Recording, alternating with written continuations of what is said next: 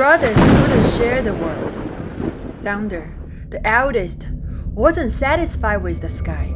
His greed was as vast as his power. He descended, demanding tribute from the very earth Jiang Yang stood on.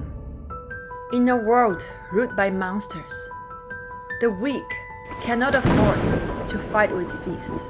Violence is a luxury of the strong. Wisdom is the weapon of the survivor. So Jiang Yang proposed a bet. Let's plant seeds. Whoever grows the best crop rules the land. Thunder chose the fast-growing weeds, believing that height was the power. Jiang Yang chose the slow-growing rice. Harvest day came. Thunder had a field of useless high grass. Jiang Yang held the golden grain. Height feeds pride. Grain feeds people. But the power hates to be humiliated. Thunder didn't accept defeat. He flipped the table. He pulled the plug of the heavens, unleashing an apocalypse. While the mighty tiger and snake were swept away, humanity found a different way to survive. Without having a ship of wood and nails, Jiang Yang and his sister returned to a womb of a plant, a giant gourd. Once again, nature saved us. The giants had retreated to the sky, leaving behind a silent, muddy world.